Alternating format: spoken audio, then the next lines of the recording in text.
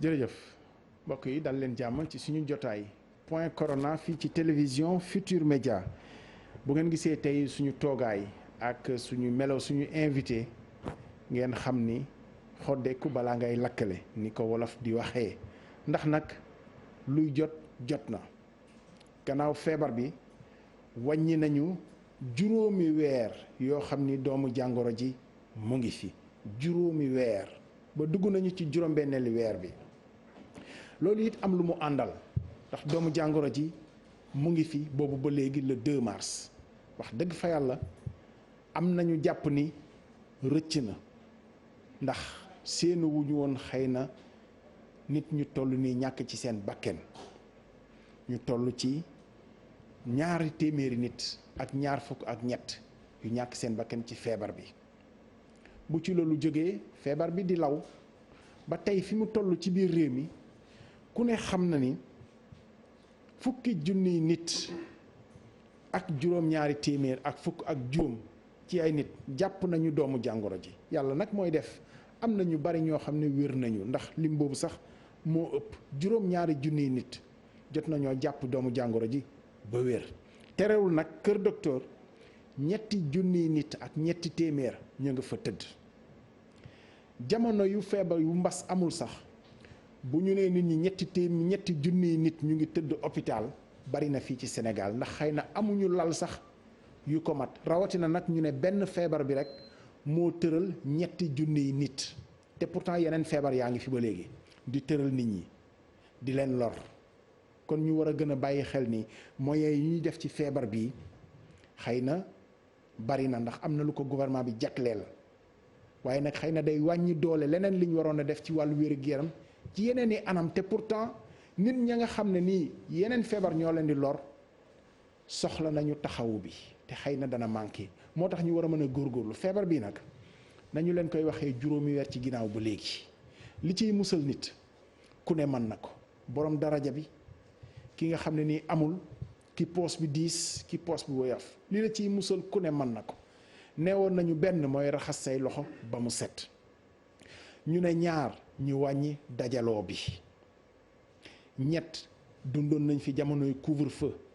ne woon guddi gi nañu dakkal yitte yi ak soxla yi ci biti loolu teggi nañu ko ñu tolloon ci jamonoy assouplissement ci ni ko président de la république waxee woon waruñu ci woon a déggee benn yoon nag ni mooy bàyyeeku walla bàyyi sa loxo mel na ni kii duggoon nañu ci jamono boobu xëy na tey fi situation wu jàngoro ji toll dana tax ñu delloowaat buum ca boy boy ga delluwaat ca la ñu nekkoon ñu am mbégte nag wax dëgg fa yàlla di fi dalal tey ñoo xam ne yey nañu pour waxtaanee feebar bi waaye liñ ci bëgg mooy ci lan la ñu jëm ak li nga xam ne feebar mu ngi koy def ci biir réew mi di lor ay doomi aadama ay kilifa di ci ñàkk seen bakkan naka la ñuy fexee ba mu yem fi ñaari téeméeri nit ak ñaar fukk ak ñett yi ci ñàkk seen bakkan bu ñu xëyee suba ne kenn teguwu ci loolu mooy yéene bi te xëy na ñi fi toog tey président de la dafa ne woon ci stratégie bi borom xam-xam yi rek la ñuy déglu ñoom ñooy digal ñoom politique yi di jëli décision ñu am mbégte di fi dalal ci sama ndeyjoor docteur Ousmane Gueye jiite service national d'éducation et d'information pour la santé bu ministère de la santé et de l'action sociale nekk au cœur ci stratégie bi docteur Ousmane Gueye dalal jàmm. maa ngi lay nuyu sëñ Cissé di nuyu ñi ma toogal fii xam naa dinaa ci dellu siwaat am mbégte nag toog ak ñoom muy professeur Daouda muy docteur Cheikh Mbacké muy honorable conseiller El Hadj Ibrahima Mbow di nuyu aussi sa téléspectateurs yi ak téléspectatrices yëpp nuyu sénégalais yëpp xam naa dinañ dellu siwaat ci waxtaan bi comme ni nga ko waxee rek luy jot nag gannaaw de jërëjëf. gannaaw dee googu sax wax dëgg fi yàlla mu ngi fi waaye man mbégte di fi dalal. professeur Daouda Ndiaye ci gàttal rek bàyyi ma def ko département parasitologie mycologie. yeneen yëpp am na Daouda wax dëgg fa yàlla feebar bi sénégalais yi découvrir nañ ñi la xamoon avant it xam nañ ci loo nekk ba bu yàggul organisation mondiale de la santé tànn la ci kàngam yi nga xam ne nii ci wàllu Afrique ñoo war a dem gëstu ji wàllu garab yi nga xam ne ci garab bu fajum cosaan lay bàyyeekoo loolu di ndam ak liggéey bi nga xam ne yaa ngi koy def Daouda dalal jàmm. jërëjëf sama grand frère Abdoulaye di sama mag nga yow dama lay féliciter d'abord. jërëjëf ci sa pertinence émission yi ci sa liggéey ci TFM également en profiter également pour nuyu suma mag samay mag sax laay wax professeur Cheikh Mbacké sama mag la université docteur Ousmane Gueye ministère sama mag la. moom suñu grand frère également gisoon daal nañu gise feneen honorable bu conseil El Hadj donc mbégte la en tout cas di leen nuyu di leen sargal di nuyu waa TFM yëpp ñi seetaan télé yi di leen féliciter également en particulier yow ci sa point de corona ba nga xam ne ñu ngi ciy jàngat lu bëri bëri merci beaucoup. jërëjëf Daouda da ngaa dégg galañ nag ndax bi ngay présenté professeur Cheikh Mouhamadou Mbacké da ngaa yem ci Mbacké bi rek ma yokk ci Cissé loo lay wuyoo waaye tey Cissé lañ koy def professeur Mouhamadou Mbacké merci Ablaye dalal jàmm. Ablaye yaakaar naa ne bu ñuy wax yow la ñuy wax ne yaa tudd Ablaye Lo je pense que loolu la ñu war a démarrer maa ngi lay nuyu di la gërëm encore une fois ci li ñu may ñu ñëw toog fii tey di mën a waxtaan ak sénégalais yi ci li nga xam ne moom moo nekk ci réew mi di la gërëm aussi wax dëgg yàlla TFM wax naa ko nee naa bu ñuy wax dëgg rek li médecins yi war a def ñu ngi koy def li ñi nga xam ne dañu war a accompagner ñu ngi koy def mais presse bi aussi wax dëgg yàlla bu ñu waxee rek ñu ngi def seen pàcc ci bi li nga xam ne mooy mbas mi nga xam ne dugg na fi surtout yéen en tout cas bañ ngeen ko ba da ngeen di def émission yoo xam ne exclusivement destiné ci corona kon nag loolu am na di nuyu ñi ma fekk parce que Daouda on est ensemble à l'université yàgg nañ trop muy ku ñu ràññee aussi xam-xamam kon tey li ñuy waxtaanee fii c'est sûr que dina ci génne lu bari bari di nuyu docteur Ousmane Gueye que je connais très bien parce que on a traversé ensemble l'université ñoo bokk même génération kooku tamit muy ku xelam naaj ci muy occupé position boo xam ne position centrale la tey ci lii nga xam ne ñu ngi koy def di nuyu sama grand frère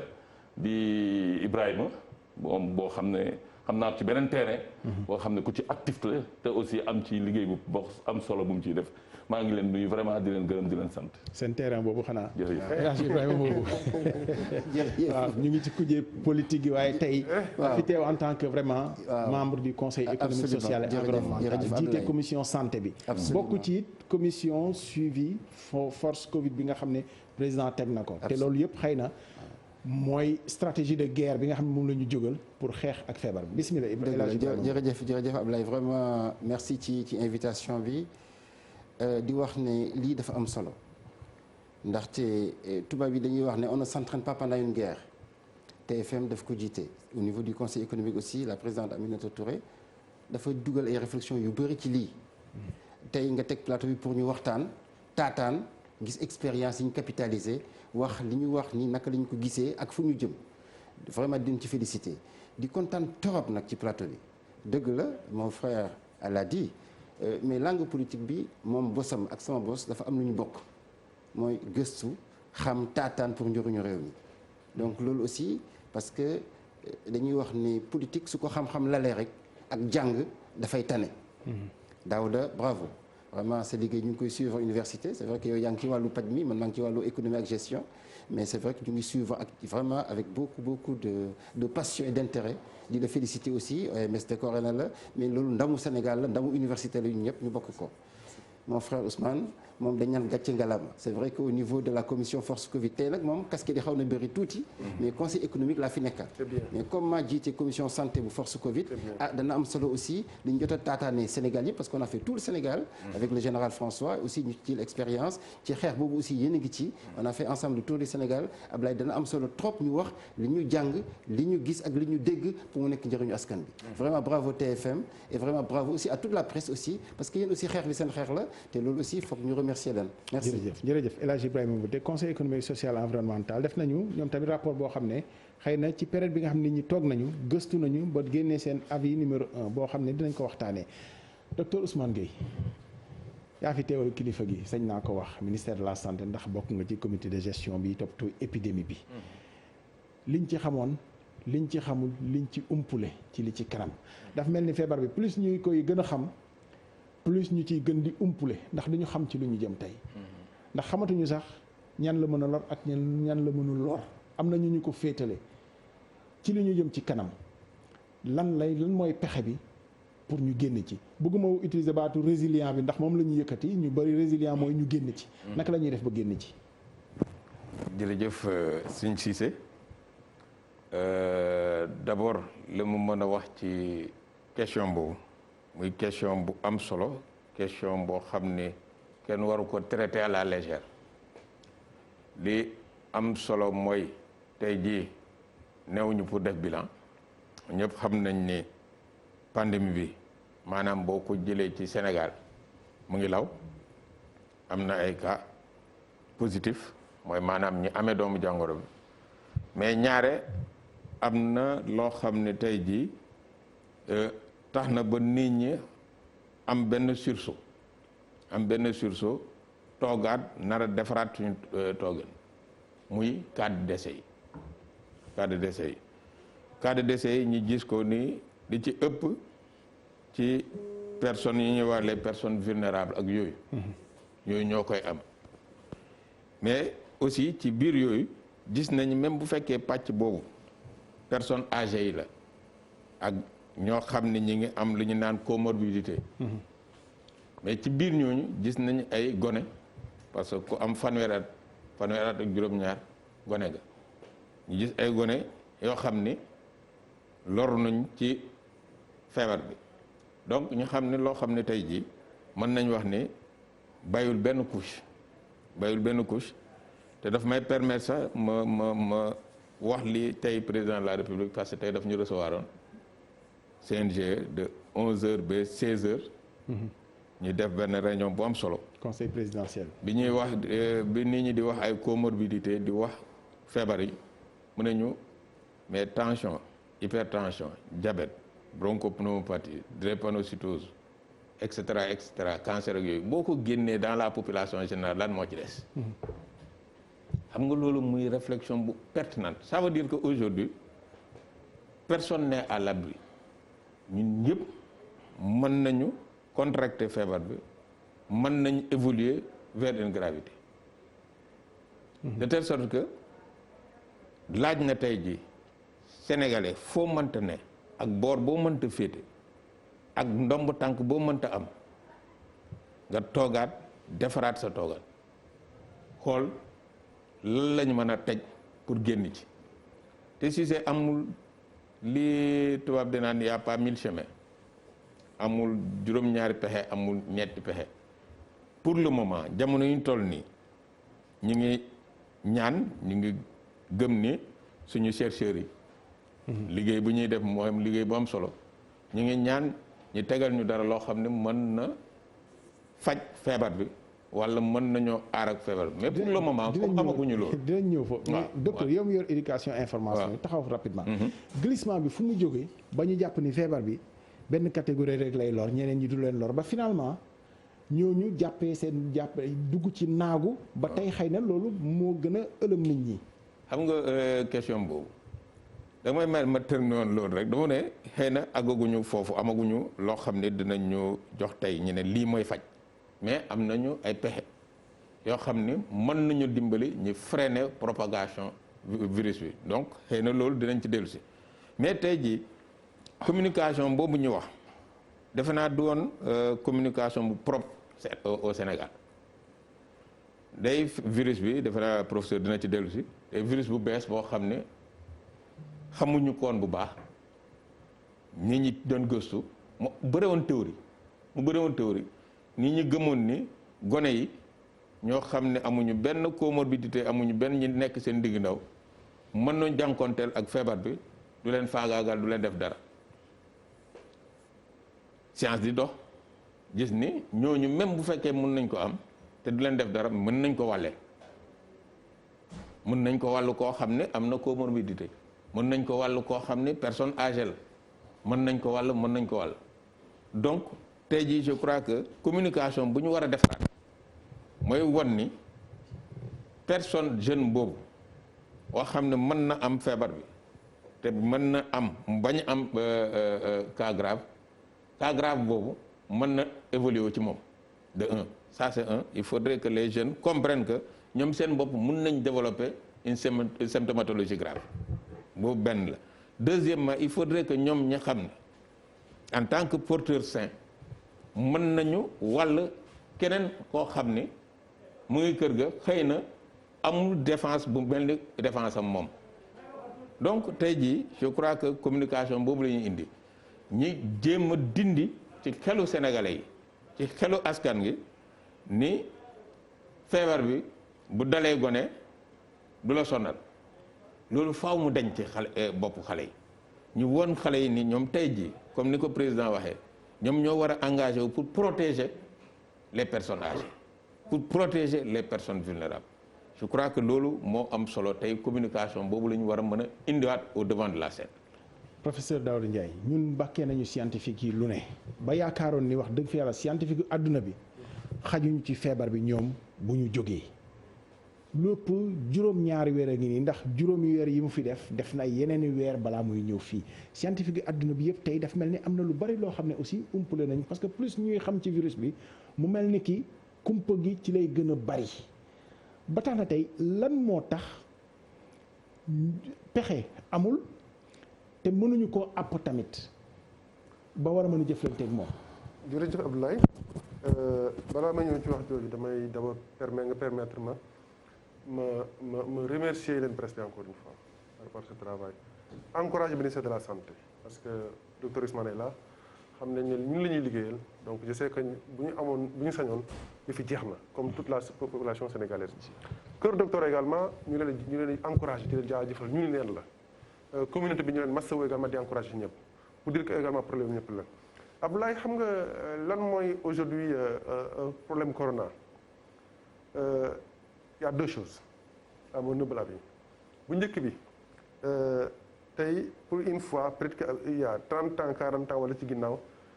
am na lu bëri bu doon xew ci feebar yi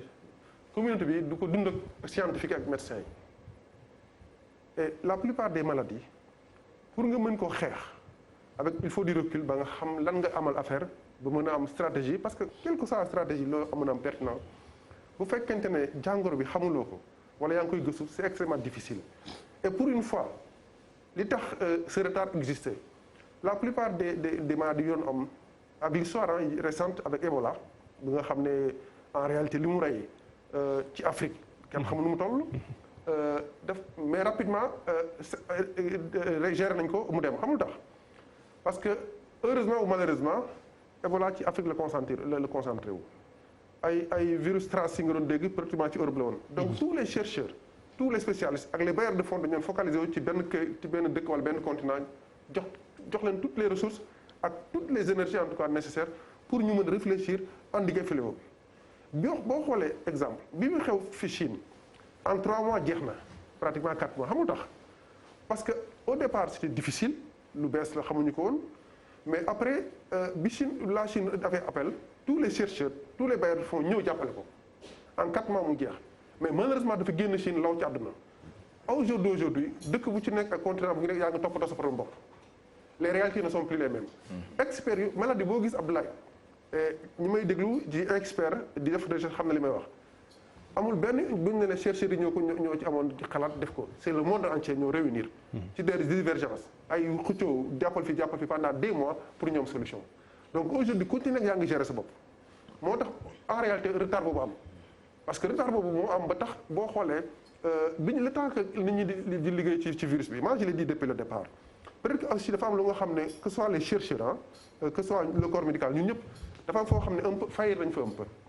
parce que bi ñuy génn Chine def 1 mois les Chinois avaient dit une chose très claire le virus nous ne le comprenons pas pour le moment xamuñu sur le plan génétique lan moo ko composé en réellement am na lu bëri lu ñu xamagul même si c'est vrai yu mel nii ay microbe bi fi am il a fallu des années pour ñu xam leen mais virus bi vitesse de propagation bi dafa am doole tel que plus ñu am retard ci compréhension bi plus ñu am retard sur tous les éléments surtout sur le plan épidémiologique gis nga li fi xew par exemple Ousmane est là le débat sur les pics et les plateaux du jeex xam nga tax du jeex parce que xamuñu virus bi man boog xamuma virus bi sur le plan te awma gisuma chercheur bu la ne mën na la wax virus bi lii la on vous dit depuis le départ que ce virus mute rapidement loolu mooy vitesse mooy force am c'est un virus qui mute buy soppaliku man au départ ci maa ngi ko doon wax kakatar laa ko doon wooye luy météo nga bëgg ko ne xam nga sur le plan biologique nu muy dundee c'est extrêmement difficile donc projection yi ngeen ciy def. maanaam boo nee day muté ni bu duggee ci nit ki ni muy duggee ci man ak ni muy def ak man. bokkul ak ni muy def bu duggee ci keneen day soppaliku. bu soppalikoo balaa muy dem fële day def mutation génétique te gène bi moom mooy tax muy jur ay doom yooyu di daw te pour nga mën ko gérer il faut nga xam physiopathologie bi lu muy defee. boo xoolee théorie yu bëri am nañ ci au départ parce que coronavirus a existé il faut le préciser. au départ coronavirus am na mais coronavirus ak Covid 19 bi même xeet bi la may bokkul te virus mun na évoluer de deux façons mu micro yëpp la soit mu atténuer wala virulence am ñëw. boo xoolee au départ en Chine on a vu que dafa à un moment donné dafa atténuer ñu ne jeex na nga gis ne mu dugg ci Europe après ñëw Afrique on a l'impression qu'au départ en Afrique on a dit que dañu am hécatombe gisuñu ko. mais boo xoolee période bi ñu nekk nii et c'est à l'échelle mondiale africaine tu as l'impression que gravité bi day commencer di am gars yi naan la non est-ce que du beneen virus bu muté est-ce que du beneen virus même sur le plan épidémiologique on vous disait au départ bon on était certain entre guillemets moi je dis certain que transmission par voie respiratoire la te du des ci air bi il y a un mois des experts ont dit que mën na am day des ci air bi transmission boo xam ne xamuloo parce que man bi ma déggee c'est-à-dire tout par microbe bu ñu ne la zoonose au départ il faut que ñu def si naan zoonose mooy xam ne maladie la boo xam ne ci ay mala la nekkoon. ay mala la ñu ñëw ci nit. xamuñu exactement tey parce que y a des gens ont fait des corrélations génétiques. Entre la Covid 19 ak ay animaux ñu gis ne xaw na am similitude génétique ak pangolin par exemple. mais tey kenn mënu la confirmer que pangolin la. donc l'origine réelle de ce virus xamuñu ko bu fa jógee également sur le plan humain. physiopathologie bi ñëpp xam nañ ne y a des problèmes mieux yenn saa yi nga dégg ñu ne la même dafay au niveau respiratoire daf ciy génn day dugg au niveau sanguin day dugg d'autres voies y a pas de choses concrètes ce qui fait que pour man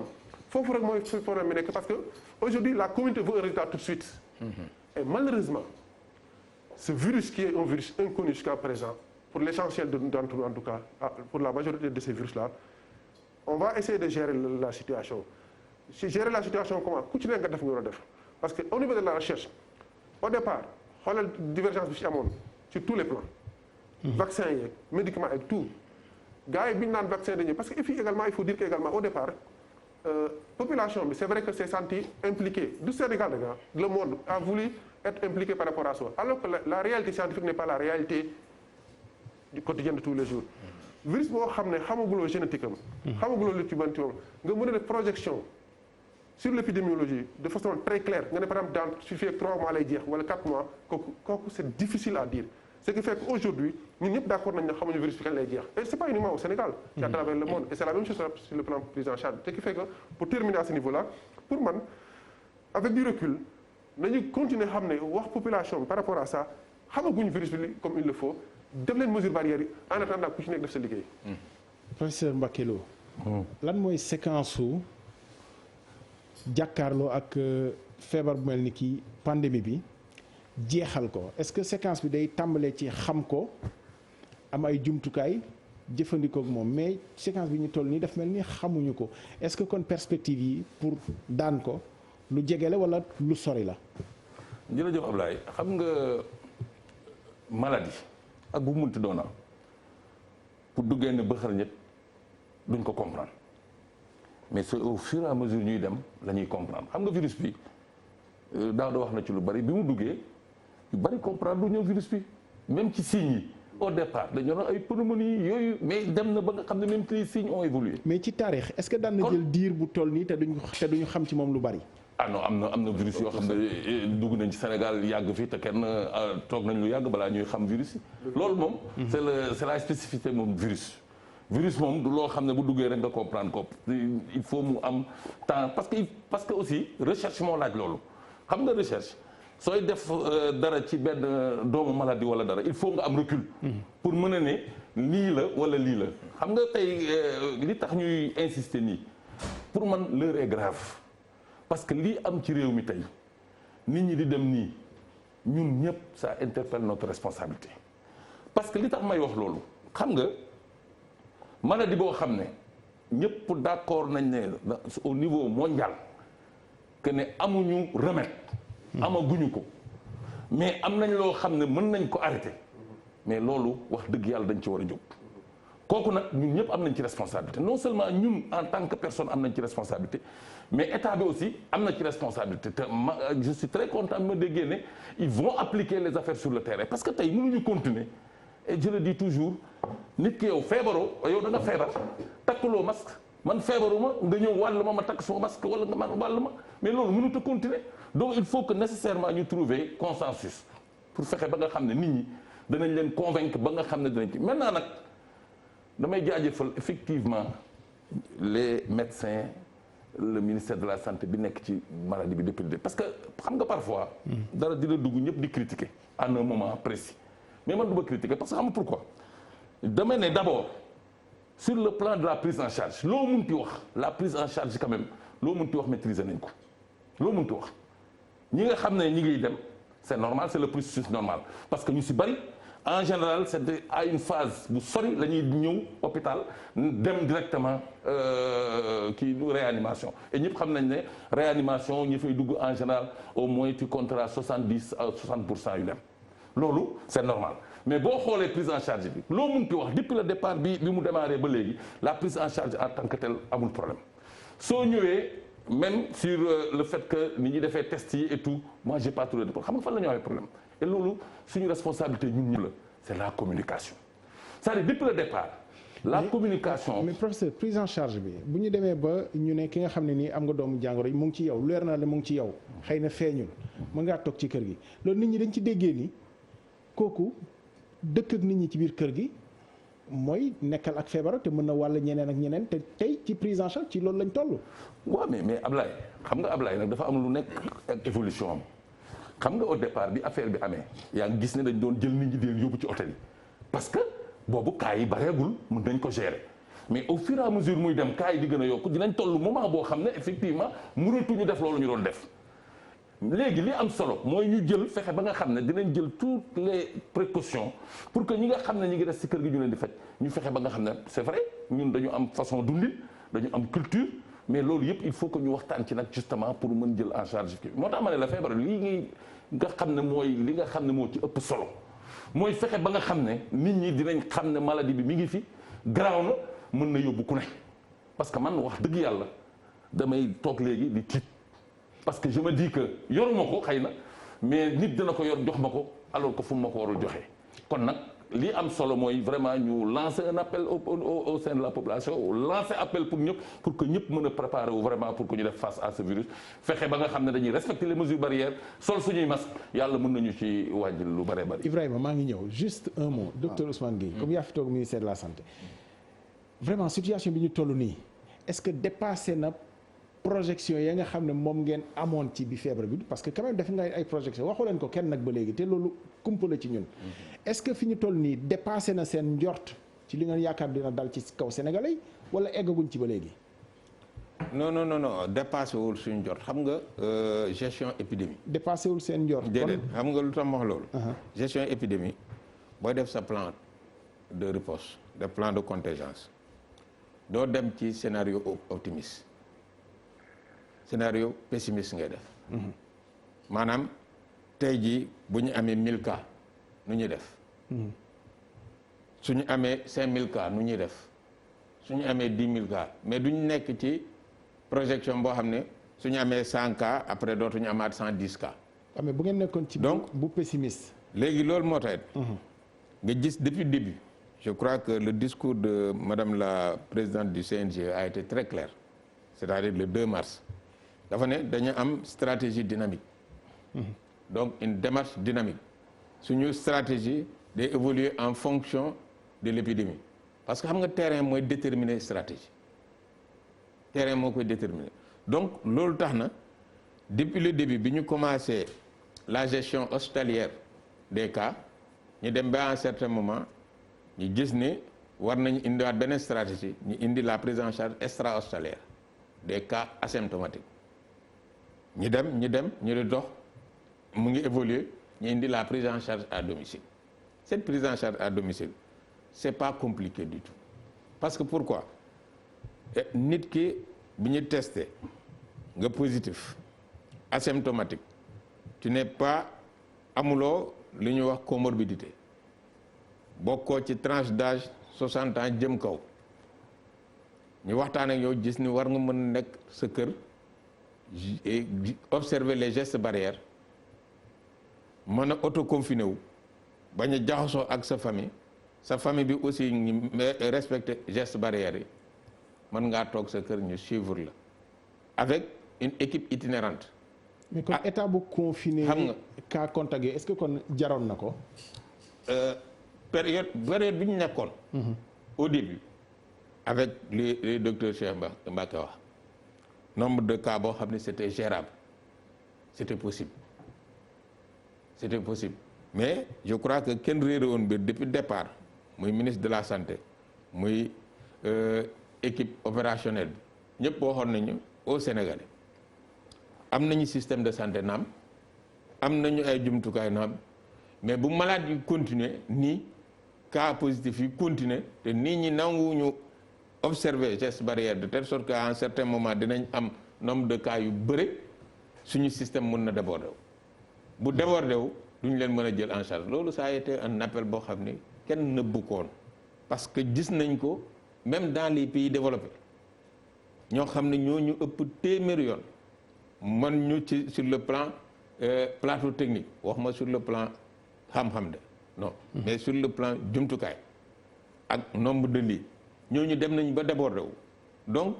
exemple lu ñu servir loon ñu gis ko ñu wax population sénégalaise yi nañu moytu situation mel nii loolu moo tax nag dans notre démarche à tout moment ñi indi innovation boo xam ne encadré aussi parce que prise en charge à domicile bi am na ñu bëri yi ciy wax mais c'est une prise en charge encadrée très encadrée et d'ailleurs souvent dañ lay oo laaj la lan mooy sa avis ndax ñu jël la yóbbu la hôpital wala ñu bàyyi la sa kër nga observer lii ñu lay suivre à distance de waxtaan ak yow c'est laissé à l'appréciation du malade.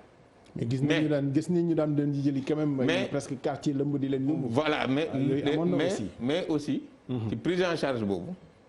ñi am benn distinction. mooy toutes les personnes ñoo xam ne ñi ngi am comorbidité kenn bàyyu leen seen kër. ñooñu automatiquement testé positif asymptomatique ou symptomatique dañ lay hospitaliser. toutes les personnes ñu nekk 3e âge 60 ans jëm kaw asymptomatique ou symptomatique dañ lay hospitaliser parce que gis nañ ni ñooñu aussi dañuy évoluer vers des cas graves donc la prise en charge précoce de ces cas là daf ñuy permettre ñu bañ a évoluer ci cas grave yooyu. mais gis nga ko loolu day produire effet bi nga xam ne moom lañ doon wax léegi ci ni ndaw yi yéen garaawul ci yéen mais dinañ ci ñëwaat léegi. El Hadj Ibrahima Mbow dama bëgg yow conseiller économique social environnemental le conseiller laay jëkk kii parce que bëgguma ñu dem ci président commission santé bu comité de suivi bi ci li ngeen observé dañoo gis ni sax ci début bi dafa mel ni institution yi seen wàllu appui institutionnel xëy na dese woon na ci bi nga xamante ni ñëpp saalitoon nañ président de la République sax ne woon ay ministre am na ku nekk teeg fi nga toog ñuy def conseil des ministres par visio institution yenn yi wax dëgg fi yàlla dégguñu leen woon bu baax seenuñu leen woon seen i présidente ñaar yi Aminata Mbengue ko pour HCCT ak Aminata Touré pour conseil économique social et environnemental daf mel ni ñoom it dañoo xawoon a nekk ci bër est-ce que jamonoy saalit la woon wala ci jamono boobu noonu. waaw Ablaye conseil économique dafa am taxawaay bu rafet ndaxte rôle am mooy muy gëstu taataan dajale jox njiitu réew mi pour ma jël décision dëgg la nag ci wàllu santé dañoo produire ay rapports yoo xam ne dafa mucc ayib ndaxte borom xam-xam yëpp la ñu au conseil déglu leen conseillers yi dem sur le terrain recueillir les informations ñu analyser chaîne bi dafa yomb dañ ne ci wàllu prévention ci wàllu dépistage ci wàllu paj mi isoler maladie yi ci wàllu aussi sóoraale yeneen maladie yi parce que loolu waruñu ko bàyyi jafe-jafe yi suñu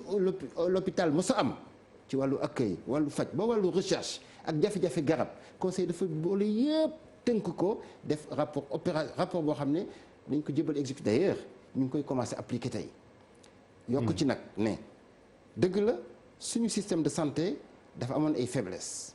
yii Covid bi daf ko gën a wane ci accueil bi information aux patients errance médicale problème thérapeutique problème de diagnostic problème de recherche sànq ñu ngi koy waxtaanee même usine bi defar garab daanaka bu mucc bi amuñu ko woon léegi nag dëgg la OMS am na lu bëri lu mu tënk mais Covid dafa wane ne dëkk bu nekk nag jot na souveraineté am ci wàllu santé ndaxte man dama kontaan trop bi ma gisee ne xam-xam bi lal Sénégal ni muy gérer Covid bi dëgg dafa dal xel ndaxte amul benn appui extérieur li koy firndeel mooy dañoo am xam-xam déjà bi ñuy élaborer li ñu naan plan grippe ñu jël ci la ca nekkoon capitaliser ko mu jur plan Ebola bi ñu jël ci la ca nekkoon mu jur plan de contingence bi am tey loolu may wane ne depuis très très longtemps ñu ngi dajale xam-xam di ko taataan pour loolu conseil économique la loolu li mu def mooy dëgg la constaté na gis na jafe-jafe yi joxe na ay instruction loolu la mun insisté nag ci li ëpp solo sama collègue yi wax ko léegi mooy foog ñu waxtaan ak askan bi ci feebar bi parce que xamuñu ko mais ñàkk xam bi du xamuñu ko rek déedéet xamuñu ko ce sont les universitaires ce sont les laboratoires mbirum yàlla la nag foog ñu ko gën a gëstu pour d'accord ci dañoo amul unanimité sur les caractéristiques techniques sur les caractéristiques médicales et surtout sur la thérapie ak naka la ñuy faje yokk ci nag ne lu ñëpp bokk dëkk yëpp mu laalandoor ko jaxasi lépp xëccoo bi dafay jafe yow soo bëggee def recherche matériel bi ngay soxla ñëpp soxla ndoor ko soo bëggee faj garab bi ngay soxla ñëpp soxla ndoor ko soo soxla ay ambulance équipé ñu ngi koy soxla la ko dëkk yëpp utiliser dafay am tension ci marché international bi il fallait que loolu moo tax conseil di joxe xalaat ne nag loolu yëpp am na naka la ñuy xalaatee pour Sénégal mun cee génn te dëgg la ñu ngi ciy génn dëgg la ce n'est pas satisfaisant li ñu gënaloon mooy kenn du fi génn àddina kenn du leneen waaye nag dafa am lu sama xarit Ousmane wax léegi dëgg la dafa foog ñu indi waxtaan ndaxte li ñu war a jàpp te conseil jàpp ko daf ne ku feebar nag surtout feebar bu mel nii li gënoon mooy nga nekk ca l'hôpital ci yooyu nag hôpital mun la amee parce que hôpital bi su demee ba fees ba nga xam ne lii ma xaw na manqué wala appareil de réanimation yi wala sax ressources humaines yi xaw na jafe bàyyi nit ki këram xëy na solution la mais solution la boo xam ne mënuñu wax ne c'est une solution complètement satisfaisante ndaxte su fekkee ne am na yeneen feebar yu fa nekk ak ni ñuy dëkkee suñu kër yi ñu ngi dëkk ñun kenn suñu kër yi dañuy dëkk ci bëri jegewanto bi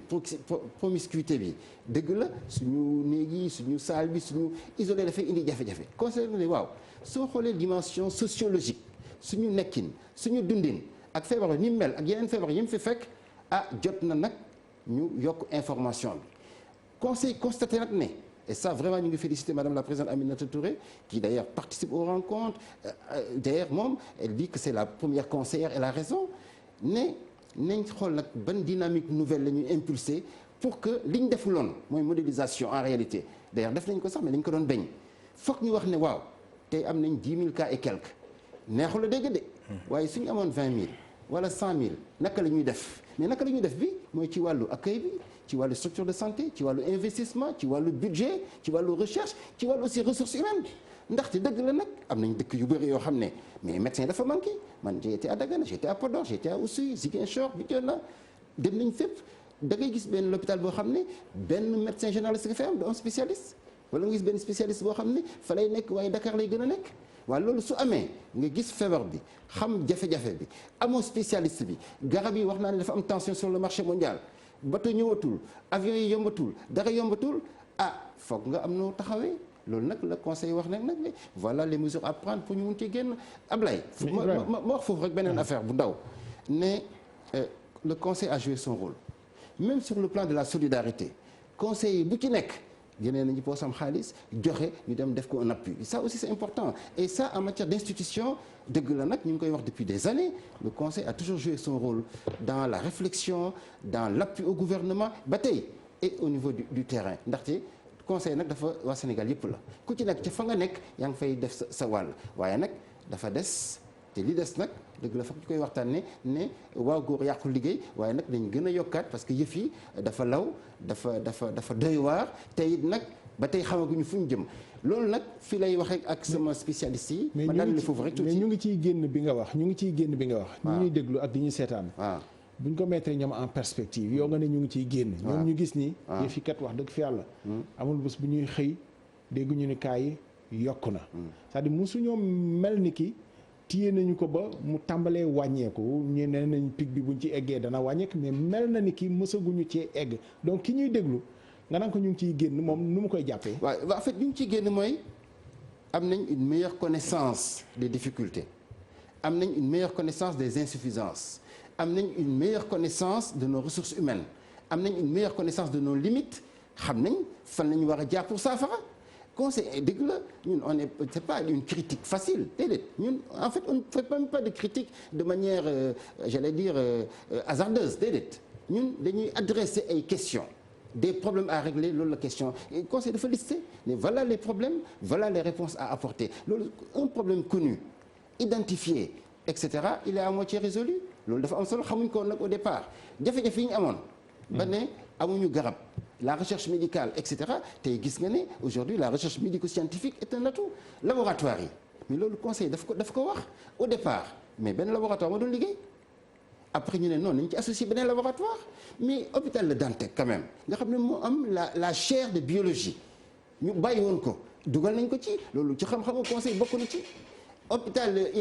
HMO bu Wakam nga xam ne c'est une référence en matière de recherche dañuy def ay progrès xam nañ sida bi xam nañ lu bëri dugal leen ci léegi associé nañ secteur privé ak secteur public yooyu yëpp dafa nekk ci ay recommandations yoo xam ne waxoon nañ ko léegi am na beneen problème boo am nit ñaa ngi tukki mu am jafe-jafe au niveau des tests le coût des tests aussi élevé conseil joxe na ci ay recommandations ne nag pour tests yi gën a yomb nit ñi gën a mën a dem am na aussi effort yu ñu war a def au niveau du prix donc le conseil a pleinement joué son rôle c'est l'occasion nag vraiment may féliciter sama collègue conseil parce que ñoom bi yëf yi amee ba tey d'ailleurs avant même ñu am ñu ngi doon liggéey sur les maladies chroniques yëf yi am ñu gën cee liggéey chapeau et bravo ñu ci bëri dañoo confiné woon ñu ci bëri man maa dëkk ak ñoom ñu ci bëri ci kanam ci période saalite bi moom ñu bëri dañoo tëju woon xam nga le yëf tiital on peut le comprendre aussi quand même non d'accord ne yëf tiital la mais man li may wax conseil dama def tour du Sénégal fekk conseil ci sañu dëkk gis nañu taxawee ak ndimbal bi sax bi ñu def personnellement au niveau des populations confinement bi c'est une bonne chose d'ailleurs nañu recommander nit ñi di gën a confiné wu ku amul soxla fenn ku amul farata nañ koy def mi ñëwee fi tey yow respecté nga say distance c'est absolument important mën nañ dindi suñu masque waaye da nga ne pour leçon ak pour ni ñuy seetaan ñu xam ne c'est une mesure obligatoire nañu confiné wu nañu takk suñu masque bu ñu ko ñemee feebar bi ku ko ñemee rek mu daan la dëkk yi ko ñemoon daan na leen yal nañu ci yàlla musal. docteur Mouhamadou Mbacké Lo xam nga dafa am loo xam ne daf mel ni ñëpp d'accord nañu ci bi ñu demee ba génn ci médical bi ñu ne engagement communautaire mooy daan feebar bi mooy ne que Sénégal jàppoon nañ ni ñoom am nañu structuration boo xam ne engagement communautaire buñ ci yeggee rek ak li ñu fi am ci agent communautaire bàjjanu gox ak dangama na mais wax dëgg fa yàlla est-ce que loolu mu ngi joxe résultat yi nga xam ne ni moom la ñuy xaar parce que nit ñi mel na ni dunduñu feebar bi te ci agent communautaire lañ yaakaaroon ñu mën ko dugal ci seen bopp. mais mooy dëgg loolooy dëgg wax dëgg yàlla sur ce côté moom y a pas l'adhésion de la population te loolu nag mooy le grand problème tey Sénégal. parce que xam nga sànq bi ma lay wax nee naa la prise en charge beeg yooyu yëpp y' a pas de problème vraiment suñu gars yi xarañ nañ mën nañ ci mais c' est sur l' implication communautaire te xam nga implication communautaire li mu laaj dafa bari parce que boo bëggee population bi bokk il faut que population bi xam lii lan la ñu jaar moo tax sànq ma lay wax ci communication bi ñun ñëpp on a failli dès le départ parce que au départ communication bi peut-être que ni ñu doon communiquer on était trop loin de la base tey nag.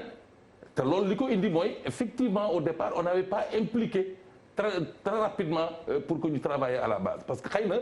on a sous-estimé en pensant que affaire bi day jaar dem mais ku xam waroon nañ xam ne affaire bi du jaar dem donc tey li nga xam ne moo am solo mooy il faut un déclic et déclic boobu nag ñëpp ñoo am rôle bu ñu ciy joué xam nga nee naa fii Sénégal dafa am ay spécificités Sénégal dafa am nu mu bindoo Sénégal dafa am nu ñu gëm. gis na tey man pour man il est impératif que ñu def waxtaan ak les chefs religieux suñu xalifa yi il faut ñu waxtaan ak ñoom parce que ñoom li ñu mën a am politique yi mënuñu ko am ñeneen ñi mënuñu ko am ñoo am na loo xam ne bu ñu ko waxee lu bon dana wàññi 80% ci population bi ñoo xam ne danañ topp loolu parce que danañ xam ne lii mu leen wax loolu kat loo xam ne la seen jàmm la mooy jàmm tam réew mi parce que nag ñi ngi dem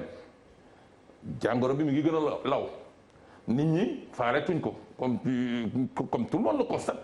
parce que di nga dox foo gis ñaaray sol masque ñi si des ñëpp du ñu sol masque loolu aussi il faut état bi jouer rôle am pleinement c'est-à-dire que sénégalais aussi li mu xam aussi mooy nga won ko ne nii la parce que mënuñu par yenn saa yi ñu ne non dañu war a yéen da ngeen war a jox nit ñi masque ba pare et cetera loolu d'accord mais c'est pas forcé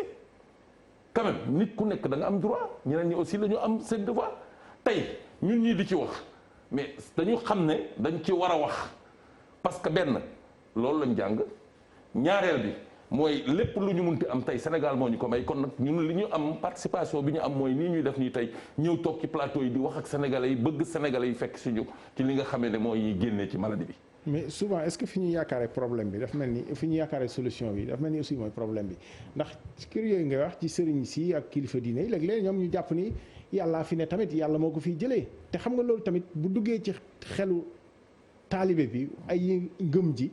dana jafe ñu dugal lu réaliste ci bopp bi. waaw mais loolu parce que loolu aussi dégg nañ ko fi. waaw mais loolu moo war a gën a tax nag justement ma ne la ñu intensifier loolu parce que nit ki war nga mën a convaincre aussi c'est-à-dire que war nañ trouver ñun tey moyens yi nga xam ne mooy fexe ba nga xam ne ñooñu nga xam ne ñoom ñoo yore kàddu yi ñu mën leen convaincre mais xam nga nag man mënuma d'accord loolu parce que xam nga tey xalif général boo si gis xool sëñ Mountakha foo ko fekk mi ngi jël kii bi def ci kii loolu dafay joxe image bu leer. xool ko buy dem di julli ji juma da ngay gis ñi ànd ak ñoom ñëpp dañuy sol masque takk si kii bi mais loolu mi ngi refléter image boo xam ne mooy wane ne effectivement dañu war a protéger wu kon nag li am solo mooy état bi mi ngi def li mu war a def mais tey li ëpp solo mooy ñun ñëpp dañu war a dugg ci affaire parce que nag ay la boo xam ne soo ci deful li nga war a def mën na la fekk si te kenn du ci mën dara kon li am solo tey mooy ñun ñii ñu mobiliser wu fexe ba nga xam ne ku ci nekk fa nga dëkk di nga mobiliser say nit mobiliser population bi wax ak population bi sensibiliser leen pour que affaire di ñëw parce que de temps en temps bu état bi di tegee mesure am yooyu mu war a def moi j'avais toujours dit fii que lieu public yi mais au départ gis nga ni est-ce que gis nga ni ñu ko doon respecté mais tu allais à la banque da ngay taxaw banque mais da ngay gis dañ koy respecté normal mais relâchement bi dafa am. waaw mais loolu moo ñu yàqal parce que lu bëri docteur Ousmane Gueye dañu doon wax Covid bi def naa ñëpp d'accord nañ ci ñi fi jaar ci plateau yi dañu doon bu fi Covid bi jeexee danañu changer mais ñu gis ni Covid bi jeexagul sax ñun dellu nañu ca la ñu nekkoon c'est-à-dire li nga xam ne ni moom la ñu doon def ak néew as tuut bi ñu demee ba xaw a naagu teg nañ ko delluwaat ba président de la République di wax. nañu dëgëralaat mesures yi ëllëg ministre de l'intérieur dana détailler mesures yi nga xam ne nii dañu ko jël est-ce que perte ñu temps quand même ci war a delluwaat pas autorité bien sûr mais peuple bi perte ñu temps ci war a ñu leen di ñaaxaat ci dellu ca la ñu nekkoon démb ak barki démb maanaam respecter mesures barrières yi te muy xëy na lu yomb quand même. non man je ne crois pas que perte temps la xam nga boo defee science sociale nga xool jàng marketing social xam lan mooy changement de comportement xam nga changement de comportement da loo xam da ngay xëy tey rek indil ko nit mu adopté ko approprié wu ko maintenir ko dañ la naan c'est un travail de longue haleine le plus souvent mun na dem ba juróomi at pour nit ki changer comportement yombut loolu moo tax man quelque part dama naan ñun ñoo amul droit baisser les bras ñun suñu warugal tey mooy même bu ñu gisee koo xam ni nanguwul gëmul dañ ko war a convaincre mu nangu mu gëm loolu moo tax ma bëgg dellu si ci engagement communautaire bi ñuy wax engagement communautaire bi du tey lañ ko tàmbali xëy na dañuy réew goo xam ne rek léeg-léeg dafay doy waar ñëpp dañuy toog xaar dernier moment ñu wax ni impliqué wuñu ma wala lii ak lii ak lii ak lii non engagement communautaire ñun depuis janvier dañu mettre en place commission bu ñu tuddee communication engagement communautaire depuis janvier ñu ngi dugg ci communauté bi di waxtaan ak ñoom gis nga ASC yi ngay wax les relais communautaires les relais religieux ñoom la ñuy njëkk encadrer orienter former au Sénégal fii lu jëm ci Covid bi pour ñu jël xeex mi jël ko. il est heureux que tey ñu tourné vu épicentre bi nu mu nekkee Dakar ak Thiès ak Diourbel ñu am aujourd'hui l'éclairage des socio-anthropologues yoo xam ni seen rôle du communication du engagement communautaire mais se donner un conseil éclairé par rapport au comportement de la société, au comportement des populations. tey ñi am loolu au niveau de Dakar loolu moo indi les 12 000 volontaires de Dakar. nga xam ne au niveau de leur quartier respectif district respectif ñu ngi def liggéey bu am solo et je crois que dina joxe résultat bu satisfaisant quel que soit alpha dina joxe résultat bu satisfaisant ñi le même la même stratégie tey jii boo demee Ziguinchor ñu ngi koy développer foofu avec l'appui des partenaires techniques et financiers ñi tuddee seen stratégie boobu Corona Banta loolu mooy Corona jeex na si soos waaye donc ce qui veut dire que tey jii population bi mu ngi ci engagement communautaire mais li am solo Cissé moi parfois sax dama naan démb maa ngi koy wax ci benn plateau est-ce que Sénégal normaloon na tey ñi dem ba ñu naan dañuy indiwaat ay mesures contraignantes ñun dañu waroon xool li xew autour de nous loolu benn mais deuxièmement lu ñuy dund tey parce que wax nga ko chaque matin ñu wax ne am nañu 100 cas positifs chaque matin ñu ne am na 2 décès 3 décès 4 décès loolu rek waroon na tax ñi am sursaut war a mën a xoolaat suñu toogaay respecter les gestes barrières mais il est heureux aujourd'hui que l'autorité parce que loolu je préfère répéter ko fii parce que daf ñuy jox raison ñi doon xalaat ni président de la République dafa daan jël décision sans concerter ñu sans laaj ñu je crois que tey wane na ni loolu musta am chaque fois dañ daan joxe suñu avis war na tey tax na tey pendant 4 heures d'horloge. mais docteur gëw ma ni ci yéen ci docteurs yi. am nañu ko nangul. pour ñu yeewoo nit ñi ci tabaski. non parce que jaaxle la pour yéen quand même ci séquence tabaski bi séquence tabaski bi xam nga tabaski dem bi dikk bi est-ce que jaaxle la pour yéen xam nga tabaski dafa ñëw fekk mu am mesure d'assouplissement mu am mesure d'assouplissement mais mesure d'assouplissement taxul ñu ne Ousmane Gueye mi bëgg a dem Saloum dem tabaski war naa mën a dem bañ a takk masque. Ça n'a pas de sens yow wax nga ko sa introduction li discours président kenn war ci woon dëgg bàyyeeku donc dem tabaski boo mënutoon toog Dakar def sa tabaski fii bu fekkee Dakar nga nekk wala nekkoon Thiès nga toog Thiès def sa tabaski li gënoon loolu mooy loolu parce que suñu ministre def na appel boobu lancé na appel am na ñu ko suivre am na ñu ko suivre d'accord mais ñu ko suivre tam newoon nañ leen bu ngeen dem continuer à observer les gestes barrières maanaam takk leen seen masque. mais est-ce que amul ci loo xam ne rôle état la parce que gis nga rassemblement bi njëkk a am. yaa ngi fàttali ko bi enseignants yi waree dellu seen point pour ñu reprendre école bi. gis nga rassemblement bi ni mu demee woon fii Dakar. amoon na inquiétude sax ci say collègues médecins yi waxoon ni lii jaaxle la pour ñoom. ñu jóge loolu ci gaaru routière bi ñu koy ubbi mesures yi ñu ko ubbee. ci ne dañuy def manifeste. dafa mel ni loolu yëpp dafa wan ni te xëy na peut-être teguñu ne nii ci yoon bi nga xam ne fa lañ leen waroon rek ak contrôle bi ci war a am ak yooyu yëpp xëy na am nañu faillir aussi. waaw xam nga texte yi am na ay texte jël nañu arrêté dogal ne lii la ñuy def tey moi je dis rien n'est trop tard pour mieux faire tey yow mi wax nga suba ministre de l'intérieur dina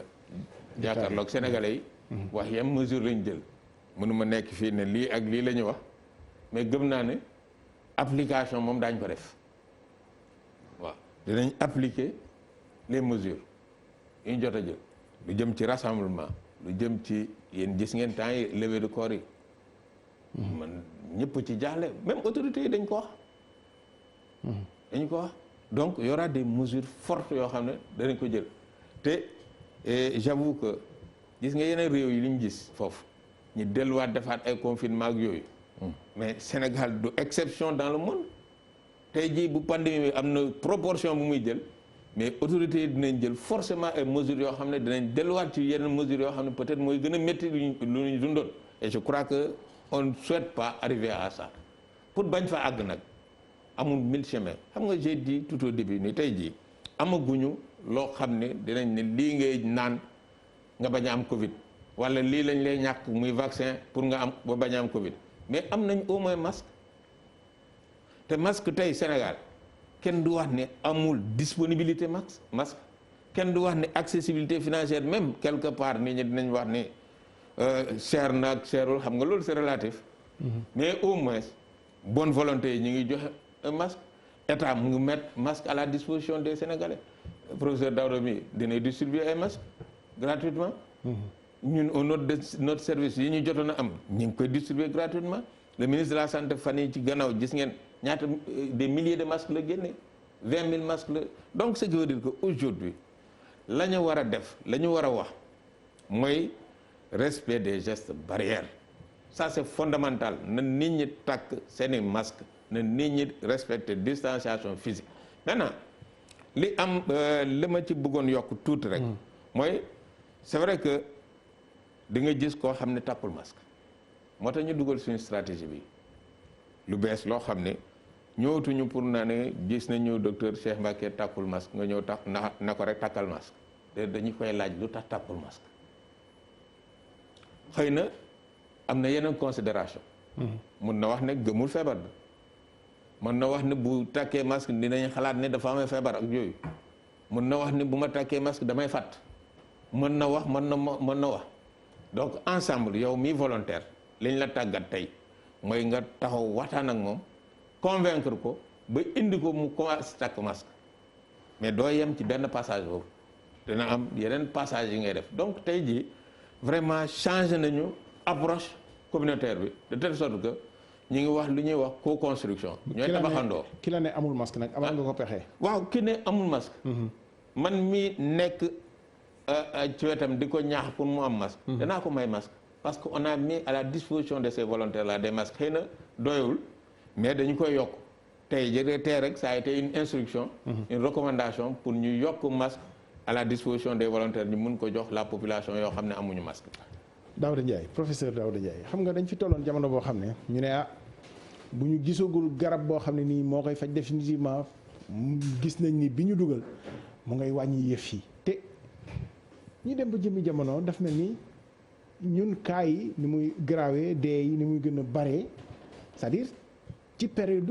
li ñu gis ni garab la foofu la nekkee est-ce que finalement feebar bi mooy miin li nga xam ni moom la ñuy fajee nit ñi ba dootul def effet ci nit ñi est-ce que lan mooy processus su garab pour que mu mën ñoo fànq définitivement ci feebar bi. waaw merci Abdoulaye c'est vrai que processus su garab dafa xaw a complexe moo tax dès le début de la pandémie en tout cas les avertis ils disaient il nous faut au minimum 1 an à 2 ans balaa ñu am garab balaa ñu am vaccin pourquoi parce que xam nañu loolu mooy processus c'est la durée minimale d'une maladie qu'on connaît quand je dis maladie bu ñu xam mooy par rapport au microbe parce que il faut nga xam microbe bi et peut-être que loolu c'est très poussé pour di comprendre ko mais c'est ce qu'on appelle la génétique parce que da ngay xam meloom daal meloom nga xam fan nga koy jaar pour dóor ko mu daanu wala nga fexe ba dootul reproduire te melo bi comme ne wax naa ko léegi c'est-à-dire que à un moment donné gars yi nañu xam nañu génétique bi génome bi complet dem nañ ba ci biir xam ne c'était pas ça il y a eu des mutations te garab bi ñuy préparé ci benn microbe boo xam ne comme le cas de figure virus bi bu ñu xamee par exemple tey mooy J0 je donne un exemple ñu ne mois d'avril la génn le mois d'août la feebar bi am te xam nañu complètement la configuration génétique de ce microbe di nga am une idée nette que effectivement fii ak 1 an 2 ans di nga am médicament bi wala di nga am vaccin pourquoi parce que y a plusieurs phases à faire il y a ce qu'on appelle les essais cliniques am na phase 1 am na phase 2 am na phase 3 phase 4 phase 1 bi mooy bi nga xam ne da ngay jël virus bi dans le cas de figure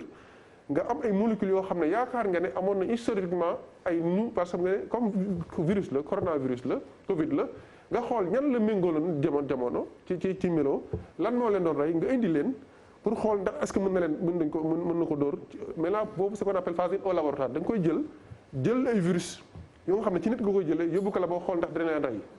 bu loolu weesoo nga xam est-ce que réellement c'est ce qu'on appelle la dose c'est-à-dire l'innocuité est-ce que li nga koy jox